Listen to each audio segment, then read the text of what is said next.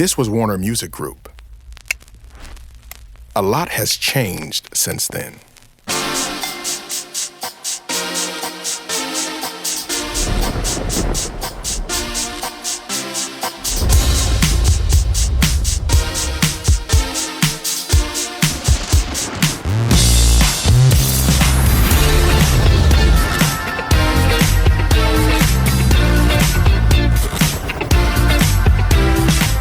At Warner, we believe in the power of music and people to inspire change.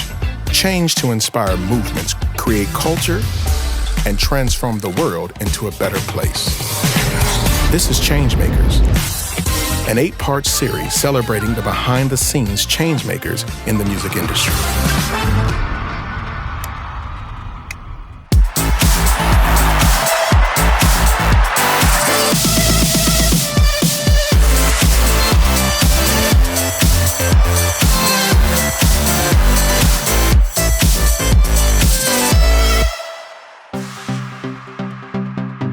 TJ Landig, Senior Vice President of Marketing, Warner Records US. I represent a portfolio of acts that represents a lot of different genres. Built my career here, honestly, like grinding one day at a time. My name is Keona. I'm from Warner Music's Asia's regional headquarters in Hong Kong. I'm the regional manager for the A&R function. We also have Asiatic Records that focuses more on R&B and hip-hop. My name is John Shen. I'm a senior director of A&R in the LA office at Warner Chappell Music. I oversee various acts, including Imagine Dragons, Benson Boone. When it comes to Asian representation in America, it seems to still be a work in progress.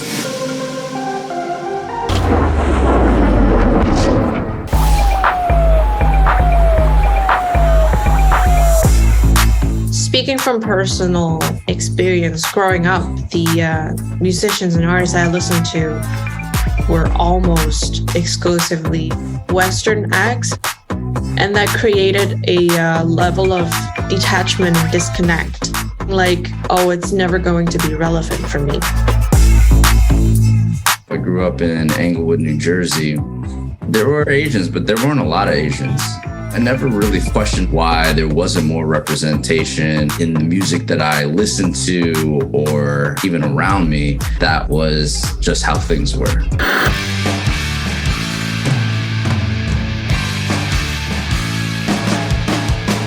When you go back to that era, it was like usually one person in a group. James Iha, guitar player, Smashing Pumpkins. Kim Taeyil, he was the guitar player for Soundgarden.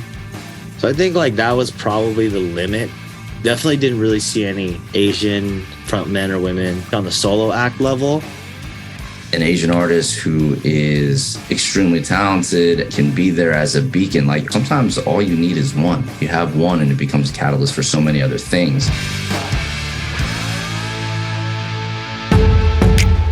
The moment that I knew that it's happening, I guess, was when BTS appeared on the Grammys. I just remember BTS winning a very significant award that was very real for all of us as Asians. Just seeing Asian artists on a historically very dominated by Western acts type of award show was important.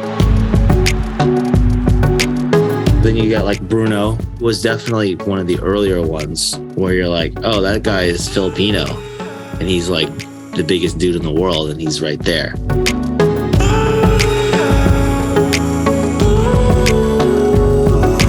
I actually represent a lot of Asian acts because I also oversee the 88 Rising business here. I take a lot of pride because it's massive.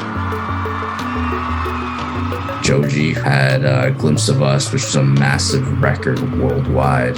And it being about the song, it doesn't really matter that somebody is Asian or not Asian. They are just extremely talented.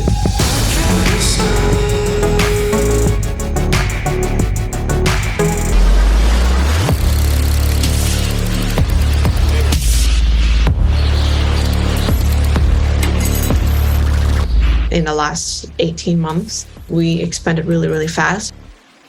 Asiatic Records went from 0 artists on the rosters to 13 or 14. My first really global project was creating localized remixes for Lucas Graham.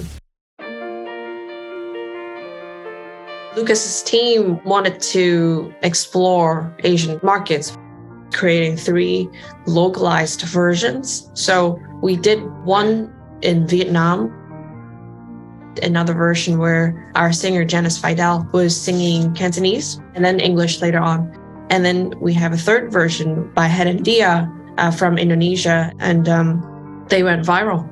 Are you ready? Are you ready? Are you ready now? Do you forgive me? Am I something you can talk about? 如今你跟那位慶祝我安然地接受 Well, I'm happy, I'm happy, I'm happy for you. The fact that Vu, our Vietnamese artist, collaborated with a global superstar, Lucas Graham. CNN Vietnam called it a milestone for Vietnamese music. That was not a light thing to say. Well, I'm happy, I'm happy, I'm happy for you.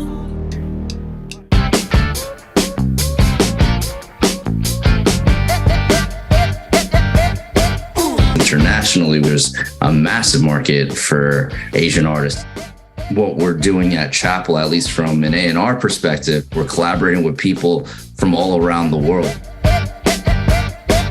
A lot of what we do to be successful, one of the things is you have a lot of different point of views, and then you put it together for the right campaign. Having that diversity is important because you get different perspectives. The fact that just from a music perspective, there's an emphasis on the global outlook when it comes to diversity.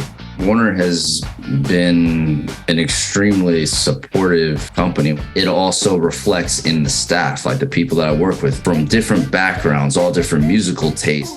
WMG has been doing a wonderful job prioritizing DEI, and it's been quite an improvement over the past 15 years.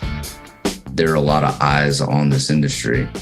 Being able to use music as a tool when it comes to awareness, I think you'll see more and more Asian American artists propping up. There is a need for Asian artists in the global stage, and it's just waiting for someone to fulfill it.